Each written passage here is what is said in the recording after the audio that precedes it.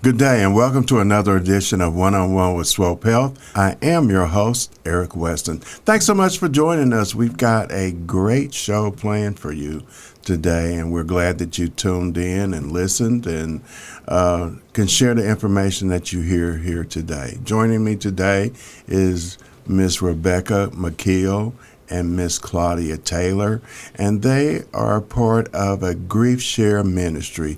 Ladies, thanks so much for joining us today. Okay, Mr. Wesson, thank you. And first, we want to thank you for allowing us some time to share with your audience about our GriefShare Ministry at Palestine Missionary Baptist Church of Jesus Christ. Pastor James D. Watkins, Sr. Okay. So tell us about you.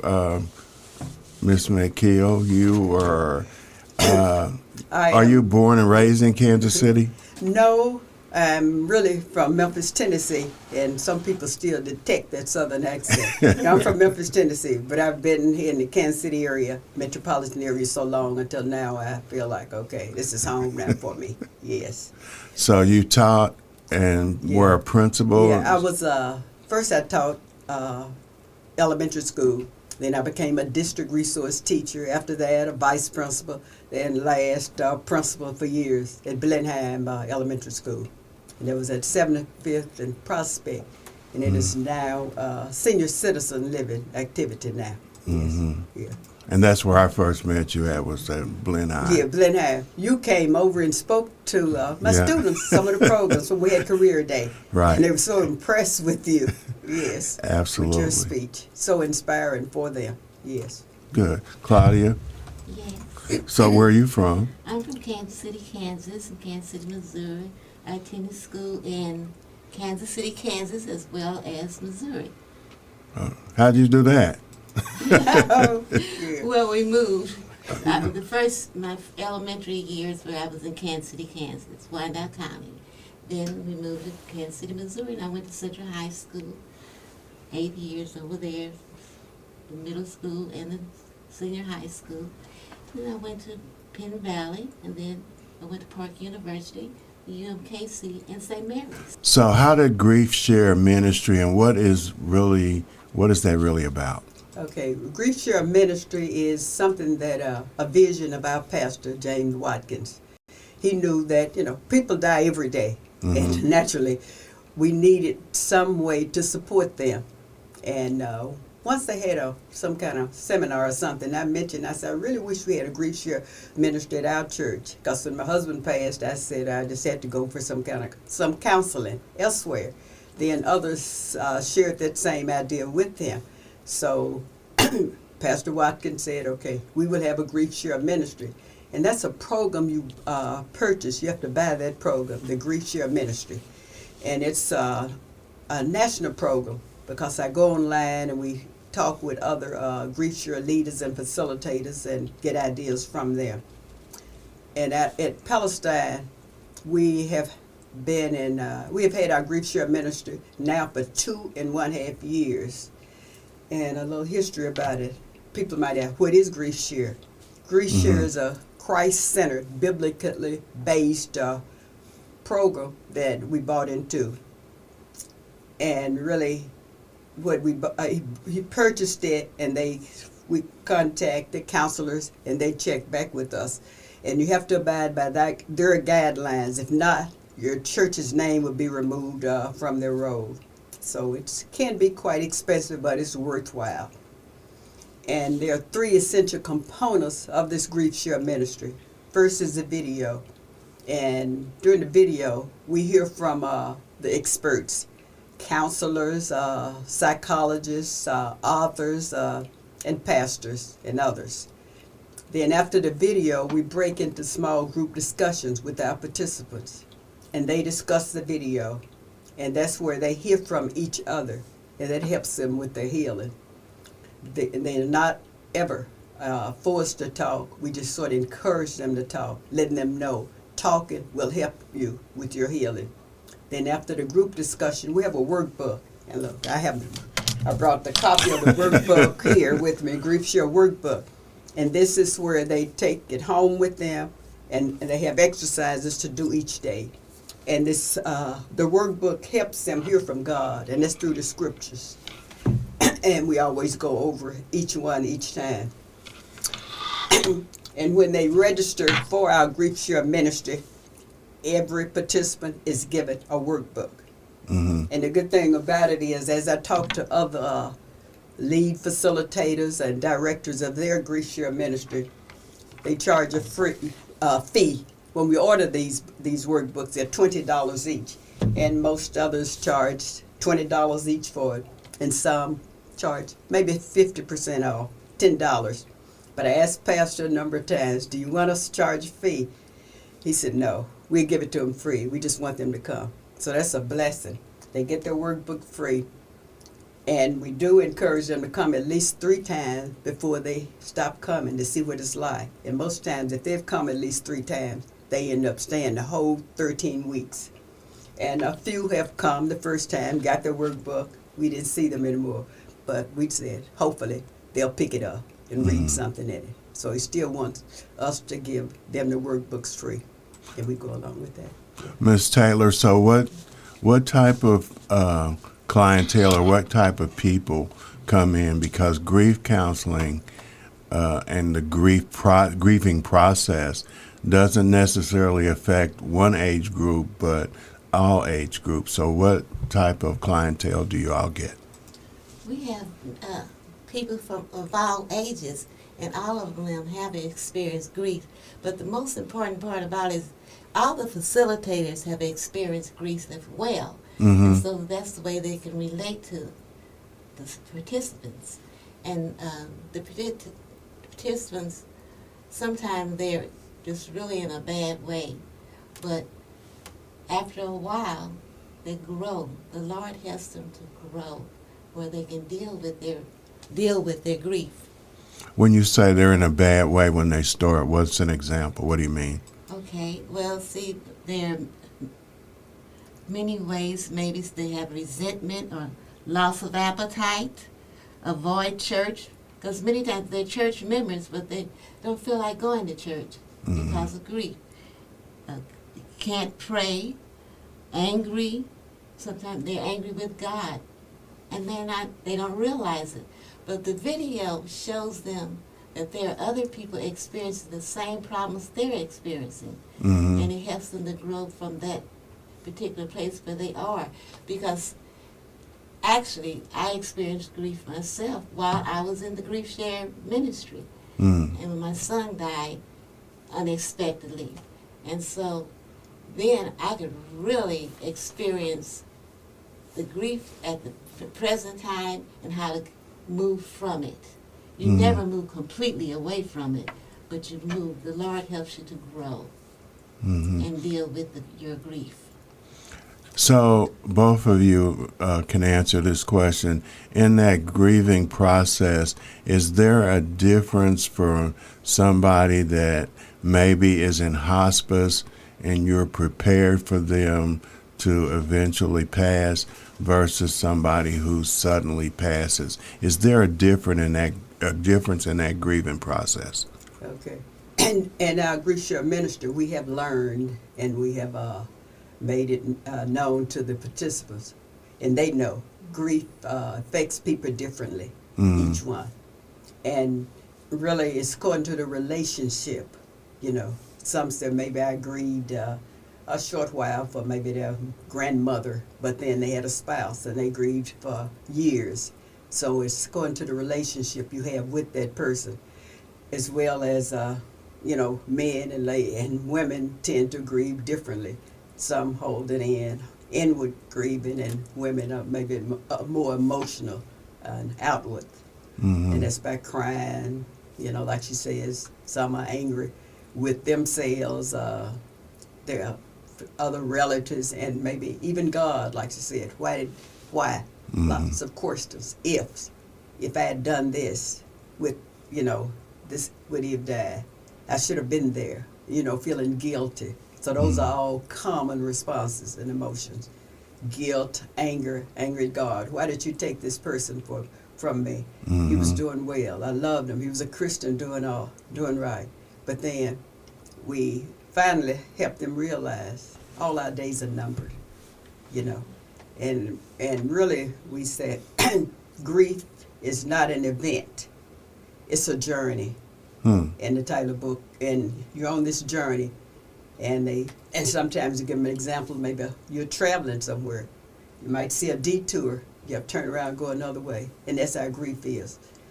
Sometimes you're going really well on that journey, then something happens to trigger something, and you have to turn, you know, you're crying again. So, oh goodness, I thought I'd got past that, but you find yourself crying again and questioning God and angry with yourself, thinking you should have done something. So guilt, and we help them get away from that guilt. We tell them it's a journey, it's a process, and just stick with it. And those who have been with us, it's a 13 weeks.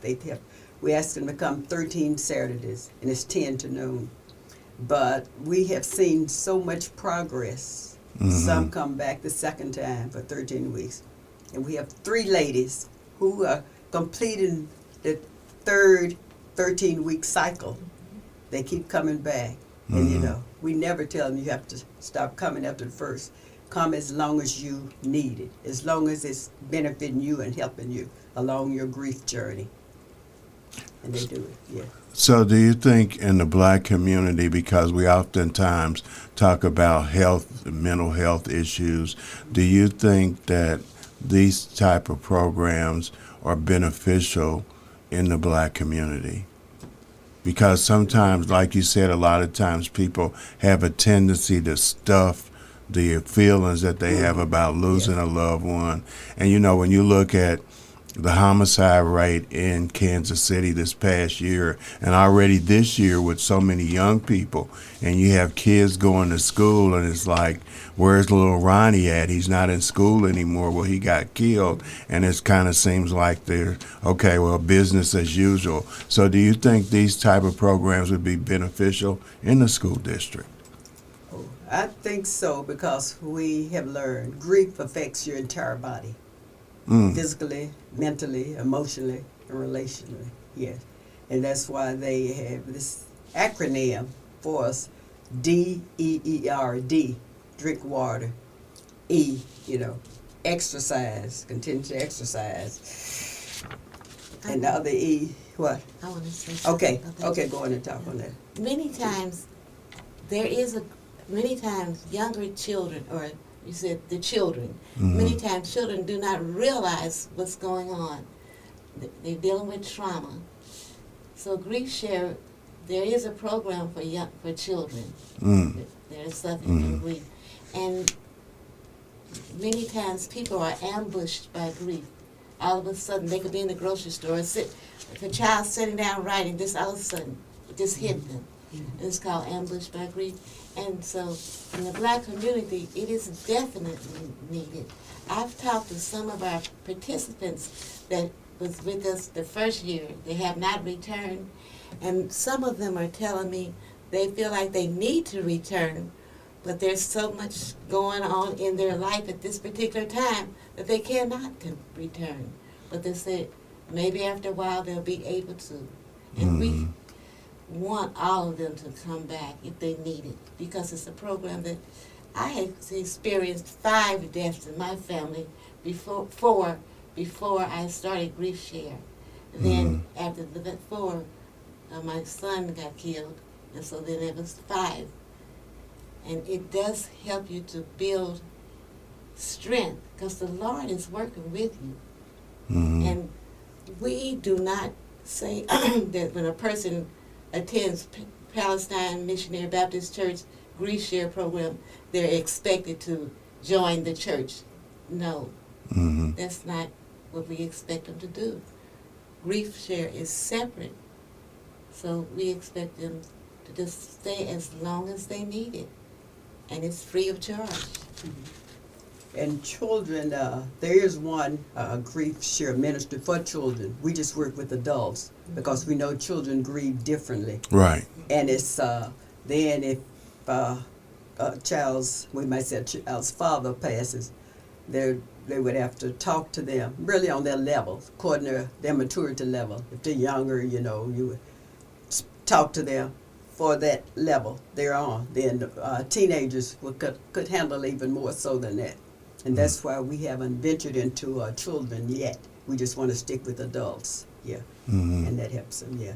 But I was talking about the deer. They need to drink water because it affects you, their whole body. You don't know unless you're grieving. I know I couldn't eat and sleep either. Then I went to this counselor and I found out I was questioning my sanity because I said something, I'm losing it. I went to them, sat down and talked, found out, okay, no, I'm not.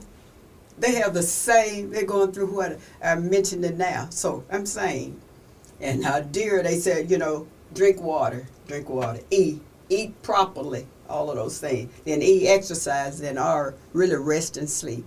And that's that acronym, DEAR. And that's important for you when you're grieving.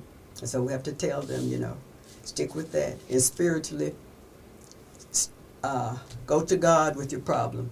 Try to, a church, a reverend, a counselor or someone. Don't try to handle it alone. And we'll say to them, if you're grieving, why not come? Don't grieve alone. Come and let us help you during your GriefShare journey. Because, again, it's a journey. It's not a one-time event. Okay. My daughter, one of her classmates, a couple of weeks ago got killed in a car accident on 435. And one of the things that I thought was interesting was that they say that the counselors talked to some of the kids about it, but Erica and a couple of her friends said that when they would ask what happened to her, they said, well, we can't talk about it. And they kind of denied it. And Erica was kind of bent out of shape about it for a few days.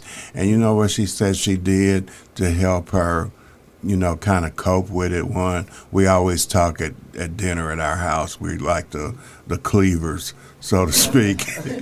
But she said she sat in her desk when she went to school one day, and she sat in her desk and she thought about their friendship, and that helped her cope because we had gone to main event together. We went out to eat pizzas with the girls, so I knew who she was as well. And, and I'm thinking that when you get into North Kansas City schools, for example, they send comfort dogs in to help with the kids if they're going through those kind of experiences. But in predominantly black schools, it's kind of like, oh, well, deal with it and keep on moving. So I'm really happy that there is a program that can help young people go through this, because this is a traumatic event in their lives, losing someone.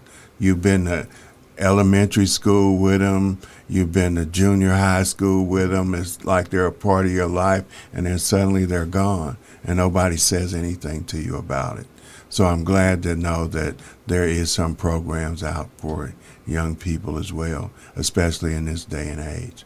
Oh, yes. And we also want them to understand that it's normal to grieve, because many times people are angry and then lash out. That's normal. Mm-hmm. And if they didn't get emotional, we know something's not right. Exactly. But we want children to understand that what they're going through is normal. It's a normal process of the grieving. And you brought up a really, really interesting point, and something that we should talk about as well, because people will say, you took my loved one. They were doing all of these wonderful things, but you took them, but you let somebody that's out acting crazy, you let them stay around. But people have to realize it's still all in God's plan. But a lot of times you question God in those moments, like, why would you take my grandmother, or why would you take my son, or take somebody? So you have to have some way in which to process that. Yes, and that's one of our videos. It talks about that, questioning God, saying, what if? Keep, they blame God, they blame themselves. Why did you take this person? He was working in church, and one said, her husband is straightening up his life, is doing really well. Then all of a sudden, he had this illness that took him away. And naturally they grieve and still questioning God. But you can't do it alone. I found that out. I said, you need to get the Lord in your life to help you. Read His Word, stick with that. Go to counseling and talk with others. And when you talk with others, you find out, yes, they have experienced the same thing, and maybe they still are. And some people would say, get over it. But you don't get over it. If you've lost a loved one, there's always that thought and a place in your heart for that person. You move on. And that's why one of our journals was titled From Mourning, MOURNING, to Joy.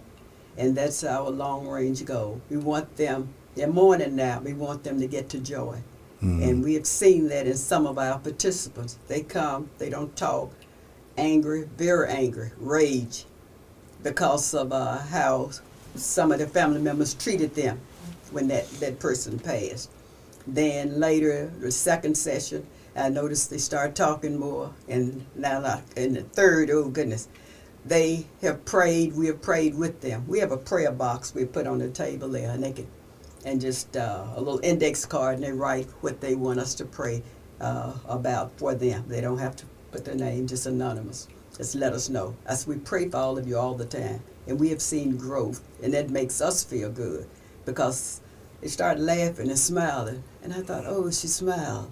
And that's a big thing when you're grieving, when you've been so angry, you haven't smiled, you come in angry and upset, then you finally smile or laugh about something. And I thought, oh goodness, the Lord is working, and we are doing something to help. And that's what our goal is, to help them along this GriefShare journey. And we can't do it by ourselves, we do it through prayer and having the Lord in our lives and praying for them. So, in addition to this, is there like a support group afterwards? Because you said this is 13 weeks. Do you have a support group that helps them in the 15th week or the 16th week or the next year? No, we, according to the GriefShare, since we have purchased it, we have to abide by their guidelines and rules. It's 13 weeks. And at the end of 13 weeks, we celebrate them. And I tell them each time, we want to thank you for coming. Because if you hadn't come, we wouldn't be here. We wouldn't need to be there if they didn't come. But then we take a break and plan, and we go back to another, starting 13 weeks. And that's why many have come to 2 13-week cycles. But we have only had 3 ladies now completing their third 13 weeks. And it's like just a family. And that's why they want to keep coming back. And they're the ones who presented that plaque to us, because they've been there 13 weeks. That's a long time. But we don't tell them to stop coming. They come. We want the community to understand that it's not only for people that are believers in Christ. We want everyone to come that needs to come. We want them to feel comfortable with us, even though it's in a church. We're not trying to preach to them. I want them to understand that. I want them to understand that as long as they're grieving, because when you mentioned about in the inner city where violence is so prevalent. Yes. We're going to get people that have not attended church, but that's fine. We want everyone to come that needs to be there. We're an outreach, and that's why we have people from different denominations, no church or whatever come. They come, and we don't lecture or teach them. We just facilitate their learning, and that's why we are called facilitators. And and we talk about just the violence, but even people with health issues, high blood pressure, having strokes, having heart attacks, all of those things. So it's not just limited to violence as a sudden cause of death. I've had a couple of people that I know just have massive heart attacks and drop dead. And then family members are like, I didn't get to say goodbye. When they left the house, I never got a chance to apologize for some of the issues that we had before the person died. And then that would require them to be in some sort of grief counseling for the guilt that they might feel associated with that. So this sounds like a great program. How can people become involved in it? Can you start Like, what are you in, week number 6 maybe? Can people start at week number 6 and finish to 13 and then come back and start the first weeks? How does it work? Okay, yes, and I'm glad you asked that question because we talked about this at the beginning. They said we are like an ER. You know, you go when you're sick and hurting, and it's always open. If we in the 5th, it's 13 weeks, so that's why we call it 13-week cycle.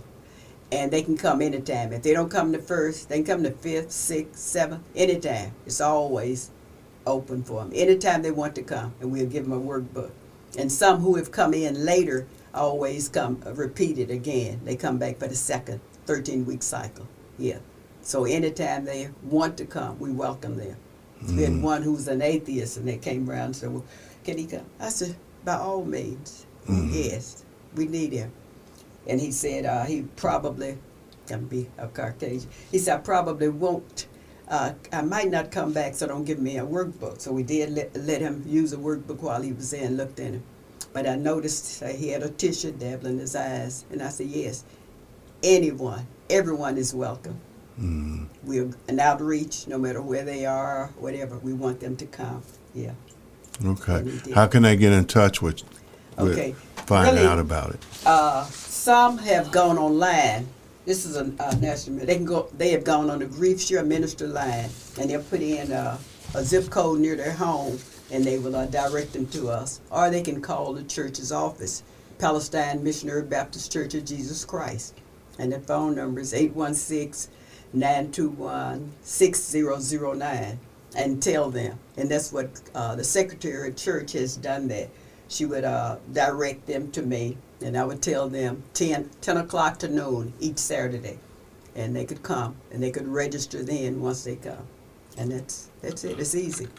Ms. Taylor and Ms. McKeel, thanks so much for joining us today and giving the community this valuable information.